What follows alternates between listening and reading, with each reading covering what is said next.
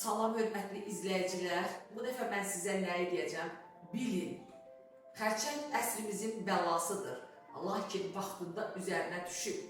Bütün həkimlərin dediyi tədaviləri həyata keçirərsinizsə, bundan sizə ölüm yoxdur.